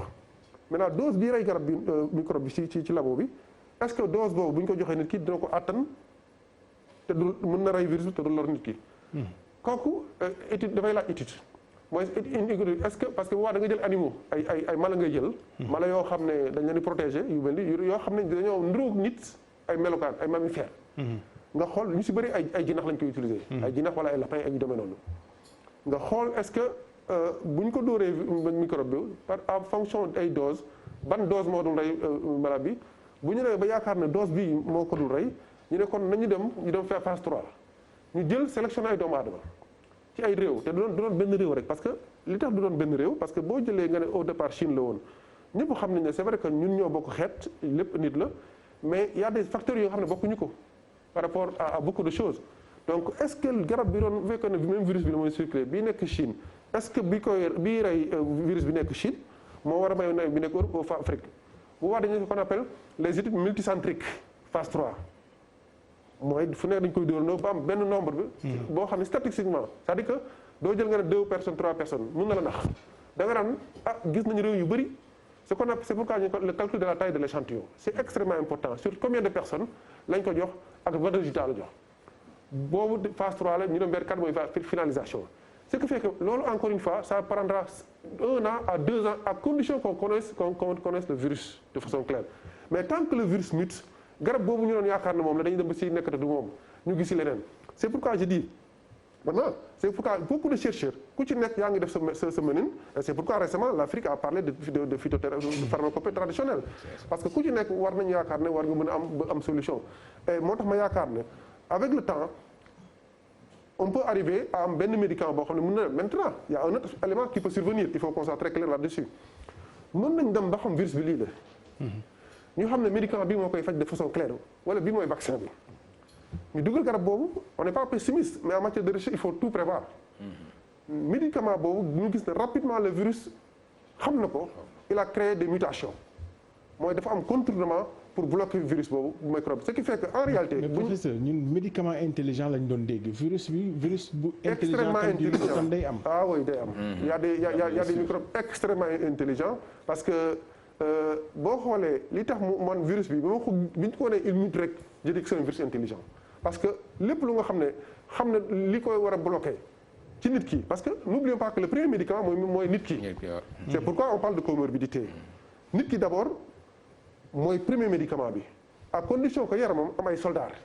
et c'est pourquoi ñu naan la mag ñi lay gën a sonal parce que mag ñi seen soldats amatul doole ce qu'on appelle les anticorps. Il y a ce qu'on appelle les cellules T macrophages yi am na également anticorps yi nga xam ne sont cibles mais même anticorps yooyu pour ñu efficace ce qui fait que parfois il faut pas être surpris dans le cas de figure nga gis ne nit ki wér na daanuwaat na feebar mun na am parce que bu fekkente ne yow sooy soldat virus bi ko créé c'est pas spécifique. mais virus bu mutéo mun na indi beneen microbe boo nga xam ne du boobu mu dooraat la ñu yaakaar ne li ñu ko fajoon moo baaxul alors que non la même personne peut être réinfectée par beneen virus et c'est pourquoi même képp ku wér na jàpp ne mën nga wér tey suba nga amaat virus bi et c'est pas parce que l'autre virus moo la joxoon virus bi moo la ko mais beneen virus moo la dugaat ce qui fait que pour man le premier appel à faire par rapport à ça c'est dire à tout le monde que guérir du corona ne veut pas dire que demain on va pas être infesté de corona parce que c'est un virus qui peut muter donc yow mi am say soldats même si tu étais jeune et c'est pourquoi foofu ma insister ci jeunes yi c'est vrai qu'il y a un problème de communication au départ parce qu'au départ il y a eu beaucoup de choses les gens ont dit que du dal nit ku ñuul dans les pays chauds dafa am boobu daa yegg seegul oui wala période bi on avait alerté autant attention virus chinois sénégalais benn la ñu sur aspect yi maintenant ce qui est important de savoir et là j'insiste là-dessus mooy les jeunes parce que on avait compris que dañ ne mag ñi amuñu soldat dëgërul mais un virus où il y a pas de spécificité humorale sur le plan immunitaire mais muy yow muy man muy am 12 ans 3 ans dañ feegagul ñaan nañu ko yàlla mais pour moi personne n'est protégé et encore mieux excusez-moi encore mieux personne n'est protégé surtout que Ousmane l'a dit docteur Ousmane il y a des comorbidités mais il y a des comorbidités dormantes am na ñoo xam ne wax na ko ñii am nañ drépanocytose ñii am nañ tension xam nañ ko ñii xamuñu ko ñii am nañ diabète xamuñu ko mieux il y a ce qu'on appelle les maladies transmissibles et les maladies non transmissibles la plupart des maladies infectieuses sont des maladies transmissibles sida est-ce que xam nañu Sénégal yëpp ñu ko am on ne sait pas ku am sida ni may en tout cas HIV pour rafetal xamuloo ko am nga comorbidité boo xamul ku am tuberculose boo xam ne nga yaakaar ne sëj la amuloo ko am nga comorbidité mën naa yaakaar ne jeex na demul parce que maladie yi génn yu ci bëri balaa muy génn dafa am benn phase d'incubation bu muy am pendant la phase d'incubation si tu as un microbe bu sa yaram tu as une comorbidité et surtout qu'on est en zone africaine ñun su feebar bi ñu gën a sonal c'est vrai que paludisme la ñu xam où il y a 90% des cas Afrique la mais ñun ñëpp d'accord nañu Afrique li sax mu pose problème très souvent il y a beaucoup de pathogènes qui circulent. donc nit ku nekk muy jeune muy bu nekk jàppal ne bul yaakaar ne kii am tension ñu xam que moo am comorbidité yow muy jeune aujourd'hui sache que le risque bi am ki mag ki am wala ki ñu ne am na hypertension même risque boobu parce que mën ngeen dem ba ci biir bu ñu defee investigation xam ne en réalité il y avait une comorbidité donc aux jeunes à tout le monde commençant par moi de comprendre que personne ne peut protéger et que ñii faatu ci corona bi mën na nekk man mën na nekk keneen parce que ñun ñëpp ñoo am aujourd'hui sur le plan la seule chose que nous avons par rapport aux personnes âgées c'est que notre système immunitaire est assez coriace mais à condition que amuñu maladie yoo nga xam ne day détruire suñu système immunitaire. mais Daouda réalité bi nga xam ne moo fi nekk mooy ndaw yi daf mel ni dañu épargné wu loolu réalité la xamuñu ci lu mu wér. wala bokk yéen gëstu ngeen deuxième chose. Afrique mel na ni ki feebar bi dégâts ya mu def feneen defu ko fi ci lan la aaju xanaa est-ce que dafa aaju rek ci système yi gaa yi tëral comité yi pour lutter contre virus wala bokk dafa aaju ci suñuy gènes ak yooyu yi ngeen war a gëstu te gëstoogoo leen ko yéen scientifique yi. bu njëkk bi lan la woon. bu njëkk bi mooy ndaw yi. réalité bi mooy bon affaire bi aayul ci ñoom mel na ni ki. d'accord moom laa wax c'est-à-dire que ay soldats la mais encore une fois xam nga gars yi dañoo teel a jox ay conclusions ci virus bi. dafa jox Chine 3-4 mois gars yi jox plateau jox rapport de voilà la l'épidémiologie voilà et cetera moom laa wax. ils sont rendus même boo xoolee hécatombe bi ñu doon Afrique ça peut se comprendre pour une chose très simple quand ils ont vu le plateau technique africain ak sunu système de santé boo comparé pays développés yi bokkul ñoom ñu ne comme ñële mi ngi lor ñële ñu ngi faatu ak nombre de cas mënuñu ko maîtriser ñu yaakaar ne donc bu ñëwee Afrique ce sera catastrophique mais yàlla nag moom moo am baaxam il faut le dire également parce que bu fekkoonte ne. mais yow scientifique bi. fa laa jëm doo ko yemale ci fa laa jëm parce que quoi qu'on puisse dire nag tout revient à Dieu ça il faut qu'on le dise. Absolument. Deuxième maintenant avant qu'on soit des scientifiques parce que tey su ma leen nee lii la. moo ko indi dama am ay juste ay hypothèses damay teg hypothèse yi mooy lan boo jëlee zone africaine le plus souvent ñun dañoo yàgg dund ak ay microbes yi demee nii. parce que ñun ñëpp ci mbedd bi dañ ciy fo et cetera. En réalité on a même une immunité bi nga xam ne une immunité parfois acquise. non de par la vaccination mais de par la nature. loolu day joué et je l'ai dit boo xoolee Covid-19 bi am na ci coronavirus la ce coronavirus a existé en Afrique mën naa am yeneen dëkk mais je sais que en Afrique ça a existé donc ñàkkul ñu am beneen immunité relative bu nga xam ne am na fi beneen bi mooy très souvent fii ñëpp xam nañ ne en réalité fële boo jógee ci dëkk tubaab bi yu si bëri mag ñi ñoo xaw a gën a bëri ñun fii ndaw ñi ñoo gën a bëri te comme gis nañ ne ndaw ñi ñoo gën a xaw a protégé wu ce serait compréhensible ñu gis ne mortalité bi en tout cas cas yi day gën a mën a tuuti mais encore une fois je le dis man je refuse de donner des chiffres une hypothèse boo xam ne suba dañ koy contredire parce que tant que cette maladie là n'a pas dit son dernier mot tant que arrivé ñu vers l'éradication et non pas l'élimination parce que à un moment donné on a pensé que y a eu l'élimination en Chine gisaat nañu après y a une introduction donc tant qu'arrivé wuñu à l'éradication du virus je parle pas d'élimination parce que l'élimination c'est à l'échelle du pays ba ñu xam tous les éléments dinañ ci basé wu mais ce qui est clair effectivement ndaw moo gën a mën a am défense par rapport à toutes les maladies yu nga xam ne ay microbes lañu et que surtout également en Afrique le contexte également environnemental épidémiologique ferait que il se pourrait que ñoom ñooy gën a protéger mais encore une fois on avait dit au départ que xale yi du leen laal mais gis nañ depuis quelques jours que ce soit au Sénégal en Afrique et dans le monde que ndaw ñu ngi siy ñu ngi si dugg parce que peut-être une chose xam nga parfois loo xam ne xamul sa yaram charge virale dafa am muy charge microbienne bu fekkente ne benn ñaar la koo xam ne yaram amul kàttan facilement mu yóbbu la mais bu fekkee ne feebar daf fi tegu toog fi ñuy dem ku ci nekk di nga commencer am benn immunité bi certes mais am na charge boo xam ne boo ko amee nag gëwuma ne dina ànd ak dund ce qui fait que encore une fois man idée bi gars yi doon wax moo tax nga naan gis nga ndaw ñi boo jëluñu si pour man il faut qu'on arrête cette idée là que ndaw yi ñi sont protégés disons que fii kenn protégé wul parce que sinon loolu moo indil ñu indil tey bon ñenn ñi pas tous les jeunes hein beaucoup de jeunes ñu ngi def quand tu es sur la rue da nga koy gis mais ñenn ñi pour ñoom bon mag ñi lay dal y a pas de souci alors que pour man feebar la aujourd'hui et surtout que li ñu fi wax tey bu subaa mën nañ ko weddi et c'est pourquoi je le dis c'est pourquoi par sa décharge par rapport à Ousmane c'est vrai que parfois c'est une position c'est un peu difficile parce que loo xam ne xamuloo ko ngay teg stratégie parfois c'est vrai lii poser problème parfois mooy nit ki boo ko ne lii rek mu jàpp ne boo ñëwaatee en tout cas ne ko lu du woon lii la en matière d'épidémiologie wala de prévention mu ne ñi xamuñu li ñuy wax dara donc ça peut jouer mais encore une fois pour moi Abdoulaye nous sommes tous égaux par rapport à ce virus il y a un moyen d'éviter ce virus il faut qu'on aille vers ces mesures barrières ñu dem ci mesures barrières yi mooy le port de masque systématiquement mooy le port de gel le lavage des mains et corriger une chose pour moi parce que li tax ñenn ñi ma laaj ñu ne solu ñu masque dañu ne kii doon sol masque am na virus bi il faut qu'on soit très clair dans la communication pour moi à mon humble avis une protection globale n'existe pas par rapport aux mesures de prévention da lay optimiser sa chance nga mooy ko am mais damay bañ nit ñi ne takk na masque te am na virus bi donc masque amul njëriñ non day chance boo doon am pour am virus bi sur 10 masque bi ak lavage des mains ak distanciation dina tax bu 8% yi di nga ko am yaay gën koo xam ne takkul dara mais nit mën na am masque am ko mais en réalité très souvent kooku c'est minime pour ne pas que demain qu'on dise que nit ñaa ngi takk masque parce que je l'ai entendu donc mais parce que même boo jëloon vaccin tey vaccin bu amoon mais un vaccin à tout seul ne va pas régler le problème il faut qu'on soit très clair il faut et les vaccins et les mesures barrières pour ñu aller vers l'élimination et l'éradication de la pandémie waa Régis ñu ngi ma naan waxtu bi fi mu toll nii bareetul dinañ def des tours de table dégg naa ci quand même ni yëf yi jeexagul loolu la ñu comprendre. waaw vraiment que ni mu ngi fi encore. mu ngi fi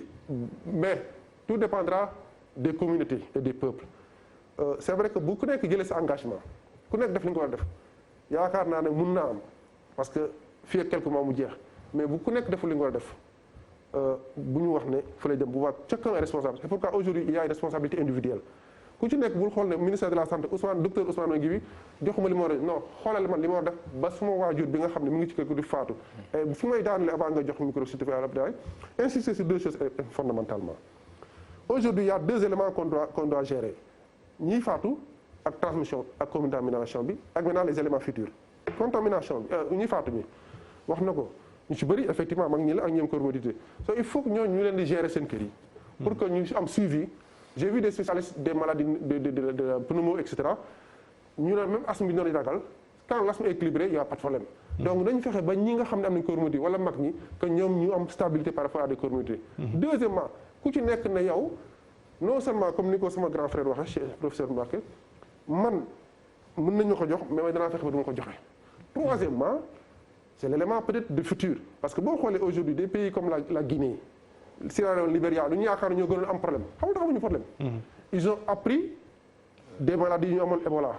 Ebola dafa amoon et c'est à peu près c'est la même chose en matière d'épidémiologie li ñuy jàng ci Ebola moo leen tax tey ñu gérer ko donc pour le Sénégal qu'on puisse apprendre de ce virus pour que demain s'il y a un autre virus qui arrive qu'on puisse anticiper et gérer la pandémie avant mu yegg fu ñu war a yegg te loolu sax njàngale diine la comme ñun dañuy woote vraiment aji ngëm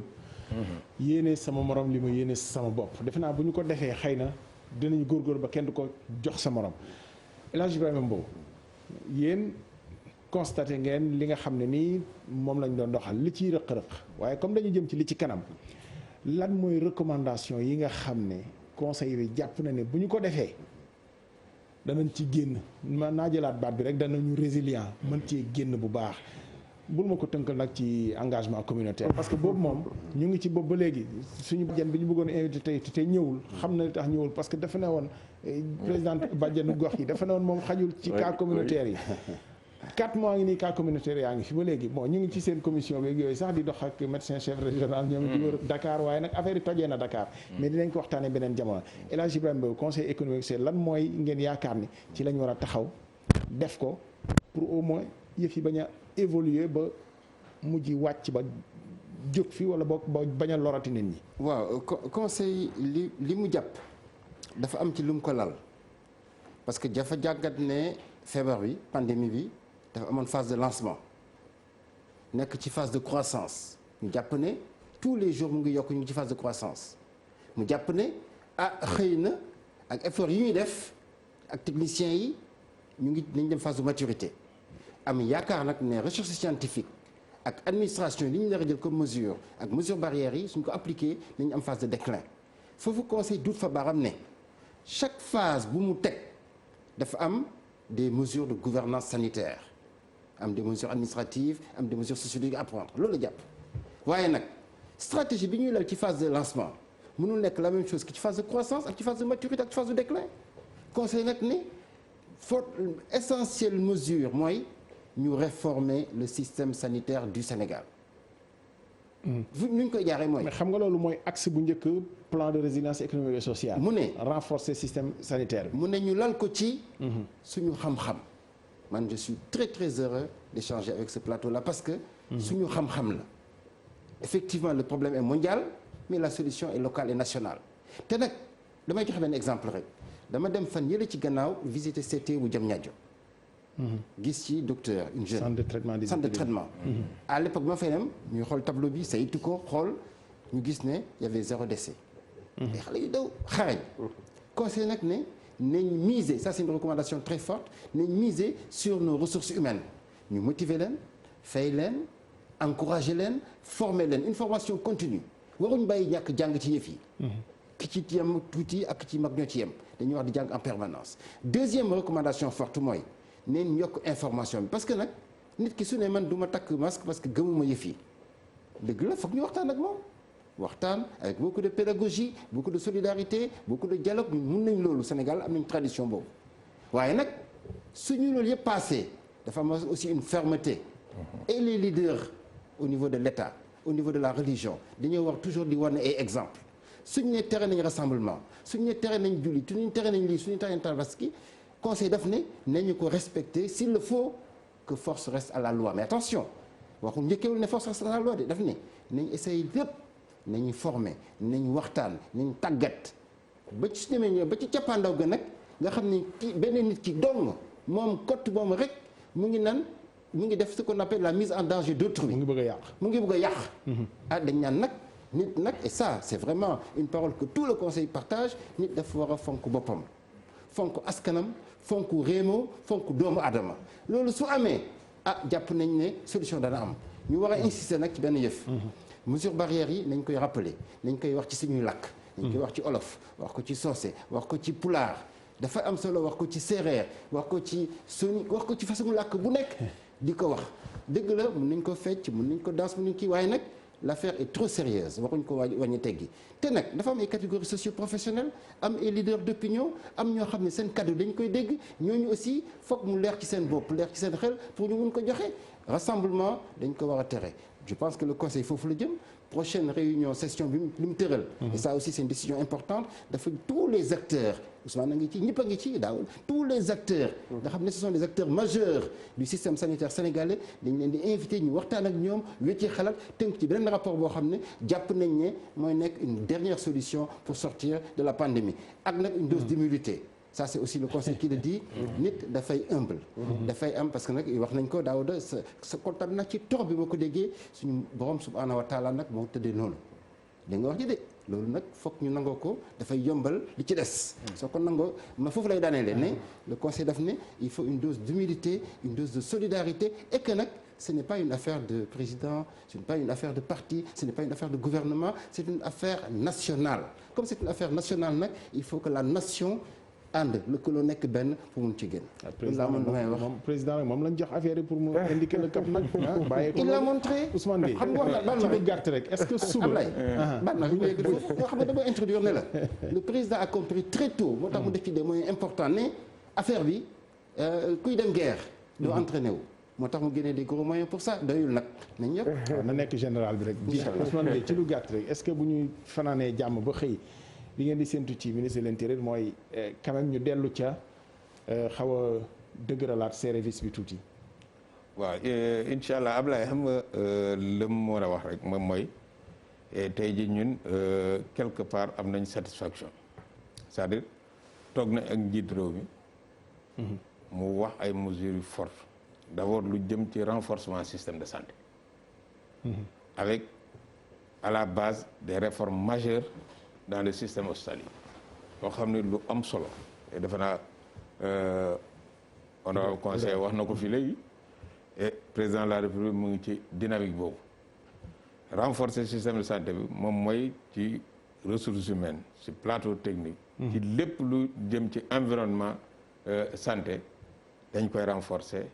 pour mu comme li nga doon wax rek mooy résilience bu ñu wut ci recrutement 500 médecins mu am personnel sanitaire mu am xam nga loolu benn la deuxièmement nee nañu renforcer communication bi ak sensibilisation waaw lëkkaloo ak tout le monde toutes les bonnes volontés ñëpp ñu am expertise ci domaine boobu ñu ngi leen di déglu ñu ngi ubbi suñu bunt pour ñu ñëw ànd continuer ci liggéey boobu parce que quoi qu'on puisse dire li ñuy ñaan moom mooy bañ a am malade li ñuy ñaan moom mooy bañ a am cas grave te loolu pour ñu am ko il faut prévention bi am doole prévention bi nag mënuñu ko def sans la sensibilisation sans la communication donc côté boobu tam également il faut que ñu renforcer ko troisième chose moom mooy respect des gestes respect des gestes defe naa suba le ministre de l'intérieur dina taxaw devant les Sénégalais wax recommandation yi ko président jox ak yan mesure la ñuy jël teg ko appliquer ko nag li am solo nag mooy loolu c'est-à-dire tey jii mën nañoo jël ay mesures mais il faut que application sur le terrain mu effective et defe naa ca lañ jëm muy lu am solo loolu tax na ñun ñu am ci yaakaar dina tax ñu gën a continuer ci liñ nekkee vraiment am yaakaar ni loolu bu ñu ko boolee conjuguer tout ça là vraiment waxuma de dinañ arrêter pandémie bi mais dinañ ko ralentir le maximum possible. am nañ ci yaakaar Cheikh Mouhamadou Mbacké yow suma taalibe bi su ma saa yéene la ñu gàttal rek serré vis bi xanaa est-ce que loolu ngay séentu dëggantaan. danaa ko gàttal mais dina am loo xam ne dañ ma ko wax ma wax la ko. parce que sama sëriñ bi moo mooy ni nga takkee sa masque yi. sama sëriñ bi daaw waaw. ni nga takkee sa masque yi pour nga corriger ko parce que dafa am ouverture fii. fii nii ouverture la koy mais pourtant nag pédagogique mais gis nga bii pour permettre nit ñi gis nga le débat bi xemes moo doon def démonstration mu ne boo takkee lunette boo bañee moom billet. da nga koy croiser. mais il faut fermer quand même. Bon d'accord alors ok. Abdoulaye li ma bëgg a terminer mooy. loo xam ne am na importance parce que mbas mi aussi même bu wàññeekoo jëm. dañu am si ñun ñi ñu bari ñoo xam ne dañu am ay feebar. te ñu ngi toog ci kër yi. te dematuñu ci hôpitaux yi. loolu nag jar na ñu wax ci ba nga xamee ne ñoom ñëpp ñu wan leen ne war nañ mën a dem faju ci hôpital parce que boo ëllëgee aussi. dañuy am fardeau bu gën a rëy mooy ñi nga xam ne dañu feebar toog ci kër yi day gën a wal feebar yi kon nag loolu tamit ñu waxtaan ko ak nit ñi pour mën leen permettre ba nga xam ne ñi nga xam ne feebar nañ yëpp toog ci kër yi mën a dem di faju ci hôpital yi kooku benn la ñaareel bi mooy que nit ki bañ a toog ne man damay xaar ñu ñëw seet si ma nañ ñëpp dugg ci xeex bi parce que kii amul distinction ñun ñëpp sénégalais képp kuy sénégalais nekk fi tey da nga war a bokk ci xeex bi ñun ñëpp ñu àndandoo ba xeex ennemi bi ba ennemi bi génne bu génnee nag ñu delluwaat suñu biir ñun rek la mais ñëpp dañu war a bokk ci xeex bi tey bañ a alarmer population bi di wax ak population bi wan leen ne lii lu am la et que ñu fexe ba nga xam ne nit ñëpp dinañ protéger wu protéger sunu mag yi nekk ci kër yi protéger ñi nga xam ne ñu ngi yore ay doomu jàngoro bu ko defee yàlla mën nañu génne très rapidement si kii bii ñu nekk ba ñu mën a vraiment lawal aussi nag mën a dugg suñu économie dem ci lancé bi ñu nekkoon ñu mun ci continuer. gis nga décroisé naa ko. ay ci daaw kon joxel kii bi rek yóbbante bi rek note d'espoir d'abord mais féliciter le conseil économique et social pourquoi parce que avant mbas bi j'ai été invité pour dire que li ñuy def ci santé bi moi je suis parce que invité woon nañu ma ci benn panel pour me parler de la situation sanitaire genre enjeux et perspectives mbas bi ñëw ñu bàyyi ko démb woon nañ ma pour beneen plateau benn panel sur la santé avec les médicaments je pense que c'est au cours de ce mois-là donc vous encouragez par rapport à ça et vous dire que effectivement li nga wax effectivement noonu la demee l'autre également c'est par rapport au lendemain moi je le dis parce que beaucoup se posent la question man j'ai eu la chance d'avoir été écouté par le président il y a 2 mois mu laaj ma ci question de cette recherche bi qu'est-ce qu'il faut bi ma ko waxee par rapport à l'objectif en tout cas par rapport au plateau technique en matière de recherche par rapport à ce qu'il faut pour que beneen bi buy ñëw pour que ñu ne surtout ce qui est essai clinique en matière du virus concernant les vaccins ou les médicaments ou des diagnostics ñu préparé wu ci li ma laaj mooy il vous faut combien immédiatement il a mis ça en application waaw et je pense que c'est la même chose également en termes d'infrastructure au niveau des plateaux donc pour dire que gardons espoir que en réalité la situation elle est difficile certes mais recherche bi fi mu toll dana bénéficier Afrique tout de suite wala ci premier moment yi wala suñu chercheurs yi ci seen contribution parce que dañ jàpp ni 2% la ñu contribuer ci la recherche mondiale est-ce que dañ ñoo lenge rek wala ñu ngi ciy participer réellement. Très souvent dañu doon lenge. Pourquoi dañu doon lenge? Et moi je le dis, très souvent il y a des gens qui disent que les chercheurs africains ne trouvent pas. Je dis qu'il y a d'excellents chercheurs mais malheureusement man chance bu am financement frère Ousmane bu nekk chercheur amu ko. Parce que ñun ñu ñàkk à l'extérieur après dañ lay accompagner ñoom ñoo lay accompagner dans nos pays moom il est de la recherche xam ne li ma wax. Le budget de la recherche c'est pas important. fi ñuy jëlee un budget global pour un État institution américaine yi ak européenne yi dañ koy jox per nit ne ko liggéey ci recherche. Donc il faut qu'on revoie le financement de la recherche. Les choses sont très claires. Les ambitions sont là, les objectifs sont clairs. mais ñoom bu ñu la financé est-ce que duñ la recherche loo ci la nga xam ne nii seen njariñ la. non parce que souvent loolu ressenti boobu la ñuy am xam nga lu muy am mooy africaine. en réalité je ne pense pas que seen njëriñ la. parce que tey man li ñu may financé day nekk ci palu day nekk ci maladie tropicale négligée day nekk ci maladie nouvelle comme corona et cetera. donc c'est en réalité pourquoi j'insiste sur ça ñoom dañoo gis ne dañuy ñëw Afrique dañ fiy liggéey lu bari. ils veulent pas que seen i doomu réew bu ñëw fi am ci problème. donc ils veulent que des Africains soient engagés ñoom aussi ñu am des plateaux yi nga xam ne bu ñu fi ñëwee lépp lu leen daal mën nañ def recherche parce que recherche dafa yàttu mën na am médicament mën na am vaccin wala même au cours du temps boo xoolee li tax recherche am plateau am bu fekkoon ne tey corona bi dañu ko créer indil ñu ko asafula médicament bi li tax fekkee ne ñun on n'est pas engagé bokkuñu si damay poser problème parce que un médicament un virus asafula un vaccin on le reteste chaque année pour vérifier est-ce que efficacité maintenir ou pas et pour que mun a am il faut que l'étude soit faite ici. Et pourquoi ça? Et c'est pourquoi boo gisee OMS créé pharmacopée traditionnelle africaine maintenant l'OMS est persuadé qu'en Afrique il y a des experts qui sont extrêmement indépendants qui sont bons avec des plateaux techniques boo xam ne ñoom mën nañu trouver des résultats parce que l'objectif mooy que bu résultats yi génnee que ces résultats servent pour le monde et non pas pour l'Afrique. Donc je suis optimiste par rapport à cela. Merci beaucoup professeur Daouda Ndiaye département de parasitologie mycologie. Oui, c'est ça. Université Cheikh Anta Diop. Cheikh Mouhamadou Mbacké Lo delloo naa la sant bi jërëjëf merci d'être venu vraiment disponible trop pour ñun. Merci. Docteur Ousmane Gueye service national d'éducation d'information pour la santé El Hadj Ibrahima Mbow conseiller économique et social président commission santé bu comité de suivi force Covid jërëjëf ñu ngi leen di gërëm di leen sant yaakaar ni njariñ génn na fi que ëllëg nit ñi vraiment dinañu dox ci doxee dige yi ndax loolu rek moo fi sës luy jot na nag gannaaw dee docteur Ousmane Gueye ko wax yàlla nañ ci yàlla musal ci dee gi te amiin yaa rabbi lépp yem fi lu ci ay daal yàlla na fi yem jërëjëf ñoo ko bokk jërëjëf Ablaye yaa ñu posé question dañu mën naa la posé une question jërëjëf 15 ans de mariage fu ñu ko tuddee 15 ans de mariage fu ñu ko tuddee bonus les noces de Joker cristal merci beaucoup